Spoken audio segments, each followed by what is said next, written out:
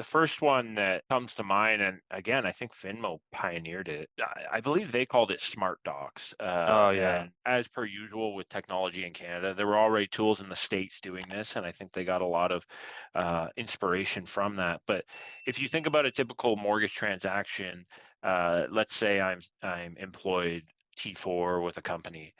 When I go to purchase a home, almost every bank needs 8 documents. I'm just making that up, but let's say 8 documents. They always need it. Then, depending on the bank, they may need 2 or 3 more.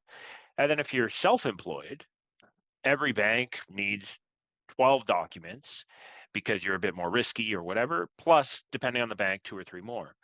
So, what Finmo and all of the tools have now, but came out with was as the client's filling out the online application, you ask them, are you self employed? How much money do you make? Do you Right. get a Yeah. salary or hourly or whatever? Based on that, this tool, when they're done the online application, will automatically say, give us these 12 documents because now you know they're self employed. You know you're going to at least need those 12 documents. It's funny because we did something like that in the app we built, but it wasn't as sexy as Finmo's, nowhere near. Honestly. And long story short, the client that we built the app for eventually just said, you know what, I'm going to Finmo. So that tells you Oh how. really? Yeah, yeah. Okay. Anyways, Okay. Oh, yeah. long story short, it's a really, it might sound easy now, but that client experience where, because once the client's in the app filling it out, they've got some momentum. So if you can automatically just say, okay, now Right. you're at step 2 and pre-fill step 2, and they're already in mortgage application mode, you can get those docs really quick, and speed is important. So that was the first one that these tools had, and it made brokers look really badass. And there was a lot of pushback when that one came out. Oh, this system could never ask for the docs for me. Like, I know TD asked for these weird Yeah. docs and all that. But it's that whole 80/20 rule. Like, majority of the documents are always the same, no matter how much you say it's your secret sauce. And so if you can get that in front of the clients quickly, then you can focus Yeah. on other ways to differentiate. And anyway, so Yeah, that's exactly right. It's like, hey, don't let, and you're probably right. I mean, when you look at when you're collecting docs for yeah, a client, and there's 10 docs, just to use round numbers, that you'll eventually need to get, and it's going to depend on the situation and the lender and all these things. Yeah, 6, 7, maybe 8, going to be the same. So don't let the 3 or 4 hold you back from being more efficient with the 6 and 7. It's going to be a much better client experience, well, for the client.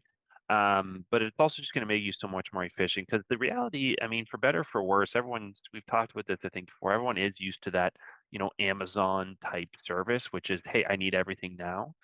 And so as soon as you put a blocker in place, as soon as you say, okay, thanks for your application, we're going to review it and then tell you the doc. So you're doing that part, not the system. Just momentum flows so much, right? Hey, you know, I don't know, 10 p.m. at night, I just put my kids down. I'm typing in the application. I'm feeling good. I'm making good progress. I'm feeling good about myself. Boom, I hit that roadblock. The wind's out of my sails. I got a busy next 3 days. And so if you can get those docs at that moment versus 5 days later when the person has time to breathe again, think about that, right? In a typical transaction, how valuable those 5 days are. So I think it's about, yeah, removing all those roadblocks, getting those wins where you can by being smart, but then also, yeah, really building that momentum, giving that really nice user experience so that they are motivated to kind of keep going.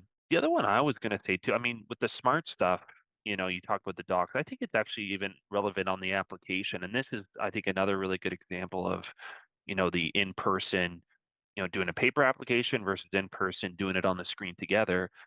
Very something simple, like you need 3 years of employment history, right? And that's going to be true. Again, 90% of the lenders out there need that, if not all of them. Depends the type of deal you're doing, but that's going to be smart enough for you, right? You're not going to say, okay, well, where did you work and when did you start? Okay, January 2020, and then you and the client are sitting there getting out your calculator on the iPhone saying, is that 2 years or is that 3 years? The system just does it for you and just automatically says, okay, well, what was your job before then? And then, okay, you put another job, and then what was your job before then, until you get to those 3 years. So instead of all that downtime, you're going to look really good, and you're not going to get into the situation where the client leaves the office. Then you do the math.